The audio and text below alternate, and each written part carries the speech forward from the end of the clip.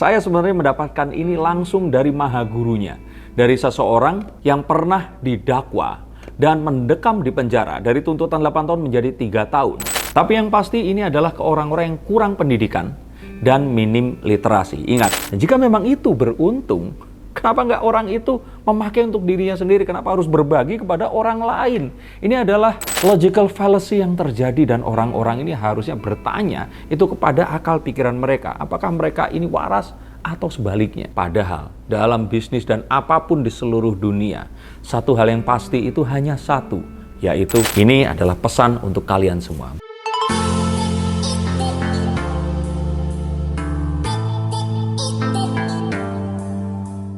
Halo Sensikers, kembali berjumpa bersama saya Denny Darko. Tidak ada yang namanya misteri, yang ada adalah tanda-tanda yang kita semua coba untuk mengerti. Ini sebenarnya adalah dua kasus yang berbeda. Ingat ya, berbeda. Satu binary option, satu lagi adalah MLM, money game. Atau di sini sekarang robot trading, tapi saya menyamakan ini semua adalah MLM, money game, dan Ponzi. Kenapa seperti itu? Karena mendapatkan keuntungannya ini katanya dari bisnis yang dilakukan, padahal ini diberikan oleh member yang baru join. Jadi kayak arisan, seperti itu. Nah, kita akan membahas, tapi kita akan lihat. Belajar dari kasus investasi bodong. Ini masuknya investasi bodong semua ya. Yang menjerat Doni Salmanan dan Indra Kents. Maka ini adalah ciri-ciri dari investasi bodong atau penipuan apapun itu juga. Kita langsung akan mulai, tapi saya sebenarnya mendapatkan ini langsung dari maha gurunya. Dari seseorang yang pernah didakwa dan mendekam di penjara dari tuntutan 8 tahun menjadi 3 tahun. Dan orangnya sudah bebas dan sekarang ini jadi seorang leader di satu perusahaan robot trading yang berubah menjadi perusahaan mining crypto. Nanti kalian akan nonton videonya dan dari sini kita akan tahu ciri-ciri dan juga seperti apa yang akan menjadi kewaspadaan agar kita tidak terjerat dan jatuh di lubang yang sama dengan orang-orang ini. Jadi gini kawan, di Indonesia ini bisnis networking seperti ini, apalagi yang memberikan bonus pasif, itu akan bersentuhan dengan dua ranah, dua payung yang akan berkembang, yang sebetulnya akan harusnya kita kesana. Pertama, payung di bawah Kementerian Perdagangan, terus bertindak. Apa itu? MLM. Karena ada perisak ngurusi direct selling gitu kalian. Nah, di bawah MLM ada asosiasi namanya API, Asosiasi Jual Indonesia. Ini ranah pertama, jual beli. Ranah yang kedua di bawah Kementerian Keuangan. Di bawahnya yang nonton namanya OJK. Ini berhubungan dengan investasi. Konsep kita ini ada di salah satu. Kalau kita memang orang MLM-nya, ya gabung di MLM. Tapi kalau kita misalnya bermain investasi, kita gabung di OJK. Yang jadi pertanyaan hari ini adalah, kita tidak masuk dua-duanya. Bukan anggota APLI, karena kita tidak dianggap MLM oleh mereka. Dan tidak diakui oleh OJK. OJK tidak mau karena hanya OJK hari ini tidak melarang Dream for Freedom dan tidak dua ranah ini tidak bisa masuk. Itulah ranah inilah yang sedang aku pelajari melalui konsultan hukum aku untuk kita meminta satu payung hukum lagi di luar ini di bawah kementerian apa. Jadi saya bilang ini bukan MLM, ini bukan investasi, ini bukan asuransi, ini bukan money game. Tapi ini adalah suatu konsep baru yang sedang kami perjuangkan. Dan menurut kami, ini sangat luar biasa. Karena dalam waktu 8 bulan, ada 1.700 orang buruh. Income 10-60 juta sebulan. Ada 150 orang safir. Itulah kontribusi kami sebagai anak bangsa di saat ekonomi Indonesia. Yang pertama, oke, kita akan ambil dari kartu saya. Seperti yang kalian lihat di video tadi, bahwa sebenarnya ini adalah sebuah scam yang selalu sama. Mereka ini berusaha menarget orang-orang menengah dan ke bawah. Ingat, menengah dan ke bawah. Bukan orang yang super kaya atau orang yang memang sudah mengerti tentang investasi dan mereka tahu uangnya ini harus diinvestkan kemana. Artinya mereka ini menargetnya, ingat ya, menengah itu berarti orang-orang yang di tabungannya ya isinya masih di bawah 5 miliar. Pendapatan per bulannya mungkin saja ya di atas 10 juta hingga mungkin 500 juta. Dan orang-orang yang masih mencari cara untuk menggandakan uangnya dengan cara yang ya tadi itu. Saya pikir sih ini cara yang nggak masuk akal, tapi entah kenapa mereka percaya. Tapi yang pasti ini adalah ke orang-orang yang kurang pendidikan dan minim literasi. Ingat, kurang pendidikan dan minim literasi. Jadi artinya orang-orang yang walaupun tadi disebut kaya tapi kelas menengah, tapi mereka ini biasanya pedagang. Orang-orang yang mungkin nggak berkuliah atau nggak mengenyam pendidikan tertentu untuk mengetahui satu proses riset dan mencari informasi dengan baik, sehingga mereka ini lebih mengutamakan emosi dibandingkan akal, pikiran, dan otak kiri mereka. Sehingga saat adanya sebuah tawaran untuk bisa menaruh uang dan iming-iming pasif income, mereka akan segera memberikan uangnya tanpa diminta dua kali. Yang kedua, ciri-ciri dari ini semua dan tadi dijelaskan oleh Bapak yang tadi itu, bahwa ini dilakukan tanpa adanya payung dari pemerintah. Tadi kan dikatakan bahwa ini tidak di bawah OJK, tidak di bawah Bapepti. Lah terus kalau nggak di bawah seperti itu, mereka ini apa? Berarti kan ini nggak legal. Kenapa kok boleh dilakukan? Dan mengapa kita harus titip uang kepada kalian? Dan ini adalah satu kejanggalan yang lain, ciri-ciri yang harus kalian waspadai. Mereka tidak di bawah sebuah lembaga yang dilindungi oleh pemerintah.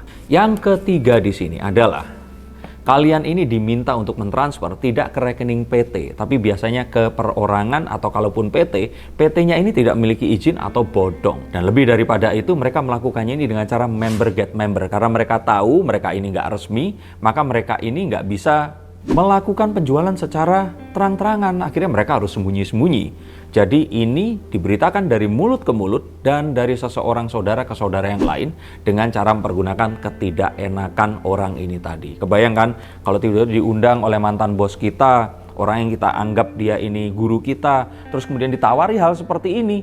Nah, usahakan untuk katakan tidak. Untuk menyelamatkan siapa? Selamatkan diri kalian dan orang itu tadi. Dan kalian sebenarnya tahu dan cukup tahu kalau sebenarnya ini legal. Harusnya mereka ini bisa beriklan di televisi atau di media yang lebih resmi dan bisa menggalang dana dengan lebih baik lagi. Tapi ingat, apa yang dilakukan oleh mereka ini dengan kalian mendepositkan uang, artinya mereka itu menggalang dana. Kalau tidak ada produk yang diberikan kepada kalian, artinya itu penggalangan dana. Dan dari situ saja itu sudah kriminal, karena yang berhak dan secara legal bisa melakukan penggalangan dana hanyalah perbankan atau bank dengan izin resmi tentu saja. Dan ini adalah ciri yang paling penting. Biasanya mereka itu akan selalu mengatasnamakan sebuah teknologi yang baru. Mereka mengklaim sebuah istilah-istilah yang sering terdengar untuk ada di sini. Nah, kesannya ini sesuatu yang breakthrough kan, terobosan. Apalagi jika sekarang dengan mudah, oh, ini adalah robot yang akan bisa dipergunakan untuk memenangkan trading forex atau alat untuk memining Bitcoin. Atau nanti saya yakin ini pasti akan ada yang berbau NFT, non-fungible token atau blockchain. Bahkan lebih jauh lagi, nanti kita akan lihat sesuatu yang berhubungan dengan metaverse. Nah, seperti yang tadi dikatakan, bisnis yang tadi dicontohkan yaitu Dream for Freedom dengan komunitas mereka bernama Nesia, ini digadang-gadang sebagai bisnis masa depan. Bisnis transfer-mentransfer yang tadi dia bilang. Padahal ini sudah jelas sangat berbahaya. Tapi mereka mempergunakan kebahayaan itu tadi dengan tidak ada nama, terus kemudian dilabeli bisnis masa depan. Dan karena melibatkan uang, mereka terus bilang ini adalah sebuah terobosan baru dalam financial technology atau fintech. Dan yang paling mudah lagi adalah saat kalian diminta untuk setor uang, nanti mereka akan mengirimkan sejumlah uang sebagai cashback atau keuntungan kita. Jadi misalkan kalian deposit uang 10 juta, langsung itu dapat withdrawal senilai let's say di sini 100.000. Karena katanya kan 1% ya sehari ya. Dan ini semakin nggak masuk akal. Karena mana mungkin jika hal itu dilakukan, pasti akan untung. Dan jika memang itu beruntung, kenapa nggak orang itu memakai untuk dirinya sendiri? Kenapa harus berbagi kepada orang lain? Ini adalah logical fallacy yang terjadi dan orang-orang ini harusnya bertanya itu kepada akal pikiran mereka. Apakah mereka ini waras atau sebaliknya? Dan selalu sama dan sama. Ciri berikutnya adalah ini selalu arisan. Katanya dananya itu aman di satu tempat. Mereka ini diminta untuk menarik orang baru, deposit, baru mereka dapat uang. Nah ini kan aneh. Kalau bisnis ini cukup menguntungkan, kenapa harus diberikan sebuah skema yang lain untuk melakukan penarikan anggota di sini? Dan dari sini saja seharusnya ini semua aneh. Karena uangnya harusnya sudah ada, kenapa harus menarik anggota baru? Kan akan lebih baik jika sungai itu dikuasai oleh orang yang lebih sedikit daripada meluaskan ini tadi. Dan mereka pun akan datang dengan berbagai alasan. Biasanya alasannya ini alasan untuk kesejahteraan atau misalkan untuk membuat satu saluran air bersih, mensejahterakan satu kelompok masyarakat tertentu, dan sebagainya. Dan ini semakin absurd setiap harinya. Maka hati-hati dengan ciri itu tadi. Dan ciri yang berikutnya lagi, nah ini juga yang paling penting nih, memberikan kepastian, yaitu kepastian profit 1% sehari, 2% sehari atau berapa. Padahal dalam bisnis dan apapun di seluruh dunia, satu hal yang pasti itu hanya satu, yaitu ketidakpastian itu sendiri. Artinya akan ajaib dan gak masuk akal jika ada seseorang yang bisa menjamin keuntungan itu tetap sama. Padahal proses yang dilakukannya ini memiliki banyak variabel yang akan membuat semuanya ini tadi berbeda-beda. Yang bahaya dari ini semua sebenarnya ada banyak sekali. Yang pertama, menipu. Itu adalah hal yang pasti, karena apapun yang akan dilakukan itu bukan seperti apa yang ditawarkan. Terus kemudian membodohi, karena uang yang diambil itu tadi tidak dikelola, dan mereka ini kalau ternyata harus dikembalikan kayak dinanti-nanti dan ditunda. Memberikan harapan palsu. Banyak orang yang akhirnya memasukkan tabungan mereka, dana haji, dana koperasi, atau sampai nekat meminjam uang dari bank dimasukkan karena mereka berharap bunga yang pasti memberikan keuntungan yang lebih besar dengan menggadaikan ketidakpastian kepada kepastian yang bohong itu tadi.